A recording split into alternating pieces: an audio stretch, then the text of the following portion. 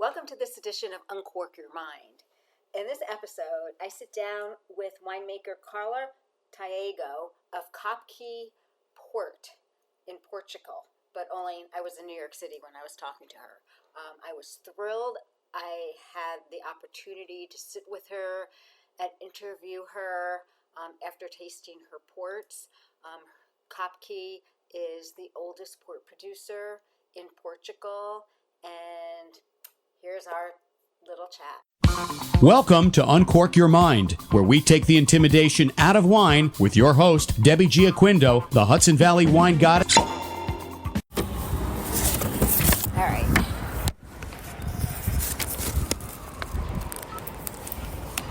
Okay, Carla. I'm so excited to talk to you because when Mike emailed me and said, do you have time to meet with someone? And I'm like, sure, why not? And when he told me who I was meeting with, I was like, it's the oldest port producer in Portugal. Yeah.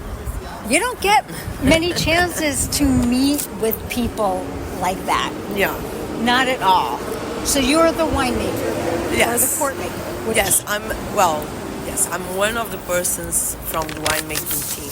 Right now I'm responsible for making wines. Well, Carlos Alves is our director of enology and viticulture, and until last year he was responsible for the portraits. But he still works with us. So he's the master blend, and we work together. We are a few people that makes part of it. So it was founded in 1638. That's a long time ago. Can you tell me more about the origins of it? Well, we only know that they are German. They came from Germany, and when they came to Portugal, they start in the trade. Mm-hmm. So at that time, and because all the difficulties, they start to trade port wine. At that time, it was still wine. Okay, it was not port wine. So they were shipping it for different places, especially to England. And they were adding a little bit of spirit to make sure that wine didn't spoil until the final point. So we don't know really when it started to become sweet port wine. Okay, so it's like in the Madeira wine also, they have this history, the same thing, but they don't really know how things change. Well, there is a story that is told that is like in 1820. It was a very, very hot year, so the grapes were quite ripe. And when they start to fermentate, they fermented, and then they didn't finish all the sugars. So during the fermentation, these are going to transform the sugar into alcohol. But at some point, the alcohol is quite toxic for them. So when you start to have 14-15% of alcohol, most of these die. So what is told is in 1820, the wine became quite sweet because they don't fermentate everything, and they put the spirit, and that's how, and people really enjoy the wine. So that's how port wine started. And it had to live through the boat ride. Yes. So basically, yes. All these changings, or the port wine started because the people really enjoy it better as it was, sweet and with alcohol. So Kopke, beside the port, you have and I'm terrible at pronunciation. No problem. The still wines. Yes. The brand of the still wines, the Quinta de São Luís. Yes. Of the Douro Valley. Tell us about that, because those wines I did taste before I tasted the ports, and they were really, really good too. Yes, so basically, the Douro Valley was constructed around port wines. Okay? Until the 80s, most of the companies were producing port wines, and they were not bottling still wines. And then a new age of winemakers start to go out and start to try to make still wines in Douro Valley, and they discovered that it was possible to make really different things.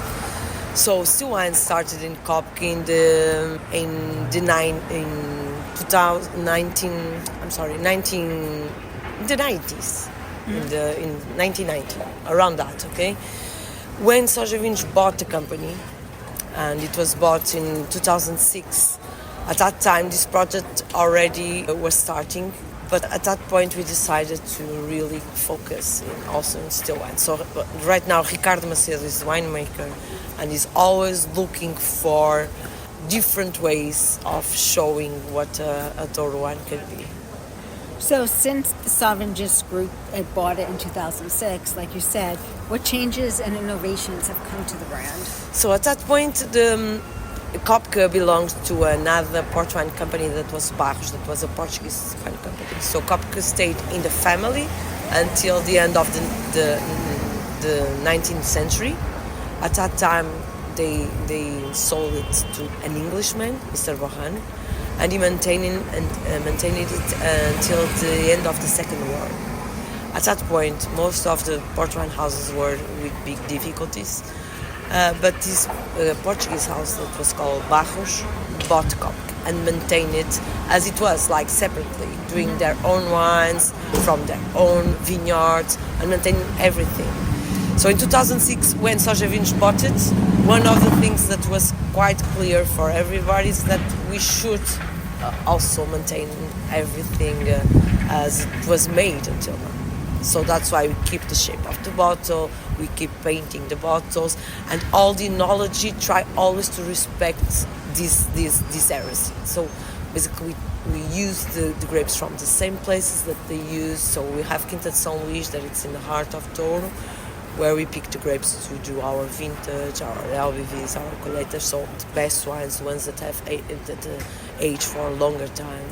And we try to maintain very traditional. Of course, we innovate in some robots that help us to maintain the skins in contact with the juice during the fermentation, but the rest is made as so it was. The grapes, do you own the vineyards where the grapes come from, or do you source the grapes? We do both things. So we have São Luís for the more emblematic wines of Kopke, but we also buy grapes for more than 300 different viticultures, some of them with very, very, very small vineyards, and we keep doing that.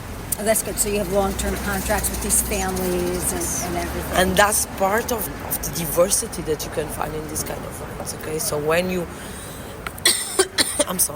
you taste these wines, they have so many different layers of flavors, and that come from the diversity of different wines that you have aging in our cells. And for that, you really need to have grapes from different places, different highs, facing different expositions to the sun. Of course, in São Luís we have a huge range of diversity, but when you are buying to different people, it's even more complex. It's great. Yeah. And so Kopke is renowned for the Colheitas. I mean, when I was reading up, I was just like, I can't believe I'm going to be sitting here with you. I mean, honestly. So a lot of people aren't really educated on port. They really don't know much about port. So can you tell us what Colheita is from all the other different types of port? Because, when somebody goes to a restaurant or a wine bar and they see 20 and there's an age 10, 20, whatever, but what is Colheita, and what do people need to know about that to be able to order that instead of a 20, an age specific 20, or a late bottle vintage, or a ruby? Okay, so in red ports we have two different profiles. We have the ruby style, where we don't want any kind of oxidation. It's going to be very fresh, fruity wines. And we have the town style, okay? And a town is always a wine that ages in the barrel. And the time that stays there is going to influence the profile of the wine, okay? So in the town style, we have the Colheita, that is one single year wine. So it's from one single harvest, okay? And this wine, after the harvest, we are going to put the wine in barrels. Different size of barrels, between 300 and 600 liters, and they are going to age there, okay? So these wines legally can be bottled 7 years after the harvest, But in Kopke, we only start to bottle it 10 years after. So this year, we bottled for the first time 2014. Okay, so this was the year to bottle for the first time Colheitas 2014. And we only bottle these wines when our clients request. So basically, we don't make stock of bottling Colheitas. Okay, so we really believe in that a Colheitas should always be in the barrel, but because we can't sell a barrel to the client, okay. So we only are going to put it in the bottle when our client requests. So this is like it's a wine that is ready to drink. Every time that you bottle it, it's going to be a unique wine. Even, of course, in the same year, we bottled the same Colheitas like 10 times. Of course, we are not going to notice a big difference in these 10 times that we bottle it, but the truth is that it's going to be different, okay? And when we start to bottle a Colheitas, we hope that we will have like 100 years to bottle it.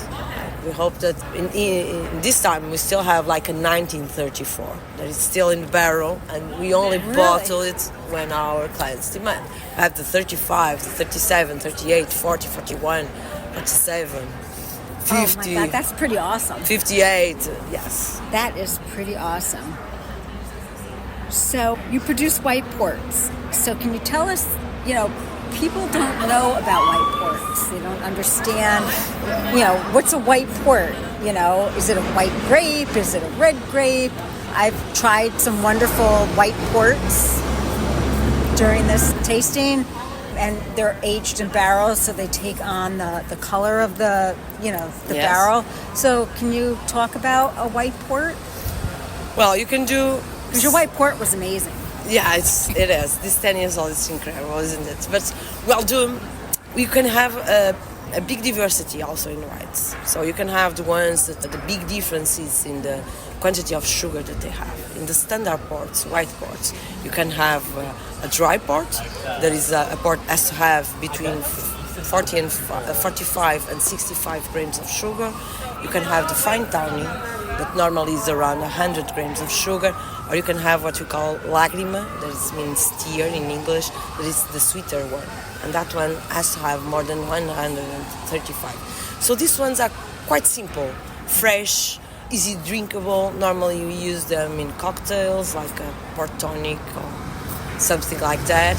And then you have the whites that you age in barrels, and most of the houses were not used to age white ports in barrels. There are some of them that also have like good and beautiful whites aged in barrels, but for Kopke it was something that when the profile was created by the Institute, and this was in 2008, when they created 10, 20, 30 and 40 years old white.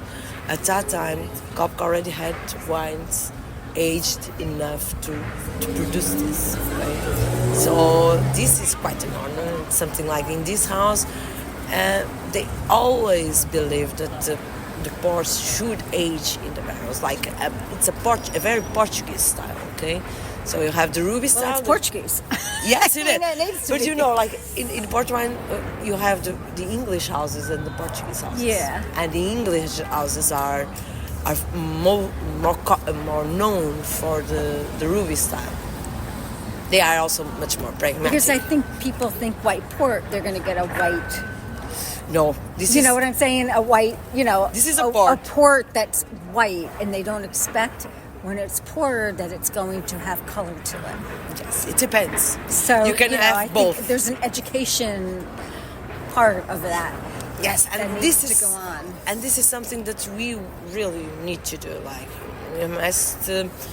we must put people tasting these kind of wines. There are so many different flavors, so many different ways of having them and moments to have them, and people have to try it. I think this is the only thing that I ask is like try it. Yeah, you got to try it. And the challenge is like try this with food. Why not? Once a while. And can you talk a little bit about the whole production of creating a port wine? Because it's not like you're creating a red still wine and the grapes come in, they get pressed, you age them. There's a lot more that goes into it, along with the, the whole ratings of the vineyards and the soils. All these grapes that we use must come from Douro Valley. And the Douro Valley is a huge extent of plants with different kinds of altitudes, expositions to the sun, and even the weather can be quite different in all these places. So in Superior Douro it's dry, much drier than Baixo Corgo, for instance. But the truth is that everything until the 80s were made to produce port wine. So port wine was the most important wine that was produced in Douro and still is. Okay, so before we start the harvest, we have our own vineyards that we take care, and we know exactly what we have there, and we work with different farmers, like more than 300 farmers. Okay, so before the harvest we go and see how the grapes are in the field. We taste them, we pick some samples, we do all the maturation control, chemical analysis, and we start to decide where we are going to start. Normally we start with the white grapes from the regions near the river, because it's where the ripeness is faster. Okay? And then we go for the upper vineyards, okay, where we have more freshness, where you can have more acidity, that it's quite necessary to have balanced wines. So after that we decide where we are going to start. We start to receiving the grapes. So this process is quite fast, because at some point, and depending on the quantity of sugar that you want in your wine, you have to add spirit. Mm-hmm. You're going to kill the yeast, and then after that you have your port wine ready to decide what you are going to do with it. Okay, so we do it during 1.5 months. We do all this. So the fermentation normally takes place in 3-4 days. So we are always working and putting new grapes, taking new wines, and in the end we have to taste all these different wines, and we have to start to decide what we are going to do with them. So if you want a ruby style, you are going to put them like in big wood vats to guarantee that they are not going to oxidize. Okay. Sorry, you want to maintain the fruitiness of it. The ones that you are going to select for a town style, you are going to put it in barrels in different places to make sure that they are going to age in different ways with different kinds of flavors. One of the things that I think is that it's really different from the winemaking of port wine and the still wine is that most of the wines that you are producing, you are not going to drink it. Okay, so you are working with wines that several generations worked in. Okay, and you are bottling them now, and you are producing wines for the next generations to work. So this kind of looking for the future, every time that you make a blend, you have to make sure that you have wine to reproduce this wine next year, the year after that, and after that, and after that. Okay, so it's different. It's not, you are not producing a wine that you are going to bottle that is going to be unique. No, you are part of a process, right, of several wines that are aging and wines that you are producing to age. Yes, and like port. I'm a certified specialist of port or something like that. I took a course, and it was awesome. It was awesome. That's where I got my love of port, to be honest with you. But before that, I didn't know much about port. And I'm an old person. So how do you attract the younger people? Because that's the market now. I'm 61 years old. Yeah, young. So I love port, but how do you attract people like my kids who are 30 and 32 to try a port and, get them to find a place that they can, drink it and love it and share it with friends? That's the big challenge now. And that's why I come here like twice a year and try to understand better how people react to wine. So I do several tastings in liquor stores, restaurants. We meet several owners of restaurants and sommeliers exactly to try to find new moments and new ways of drinking these wines. Okay, so of course, nobody's going to drink a bottle of port during a meal, but you can try it with a dish. Why not? Like dientes, or even during like with a foie gras or like spicy food. All these wines have so many different flavors and complexity that it's possible to have them in different moments. Of course, for young people, we normally try to make or talk with sommeliers to work them in cocktails. So perhaps this is the easiest way to achieve younger generations. And after that, perhaps with time, they became a little bit curious and tried other kinds of ports and without mixing it with anything else. But I think these wines are also very, very complex to use in great cocktails. And this is the kind of things that we try to promote, especially in bars or even in restaurants. And the truth is, I think the biggest challenge is like to make sure that you have these wines in many different places so people can have them, can taste them. And I think after they start to have them, I think they are starting to drink it more often. So are there any exciting projects or anything for the future that you've got going? Well, we always have some different things. So we released this year a wine collection, a beautiful box. We call it the library collection. Think Christmas and holiday gifts. And in this box we put 3 different very old wines. One of these is a very, very old port. A very, very old port is a wine that has to have more than 80 years old, and this is around 100 years old. We have another one that is a vermouth that was made in the beginning of the 20th century with port wine. So the base was port wine, and it aged all this time in barrels. And we had a small amount in this barrel, and we decided to bottle it. So the second wine is a very old vermouth. Vermouth makes great martinis. That it's absolutely amazing. Absolutely amazing. It has this like orange peel and some bitterness in the end. It's fabulous. And the other one, it's what we call a quinine. That it's a wine that we put quinine. You know quinine? What it is? I'm sorry. Quinine. Okay. Tonic water. Yep. Yeah. So in the old times, they used to put quinine in port wine because of the colonies to avoid malaria. So quinine is used to avoid malaria. So that's why tonic water was made, especially for India, for the British colonies. Okay. So, and this wine also has around 100 years old. So this was like a very incredible project that it's already done. And right now people can have it. So it's like wines that some of them it's a unique opportunity to try them. It's a fantastic. That's great. Thank you so much for spending time with me. I've learned so much. I'm sorry for my English because your English is great. After a while of speaking, I'm a little bit sick. Well, you've been talking all day. And you've been listening to yourself all day say the same stuff. I've been there. So tell people where they can find Kopke online. Well, we have an online store that is going to open in the next few months, I think. Okay. It's called Uva Wine Store. But we also have it in plenty different stores here.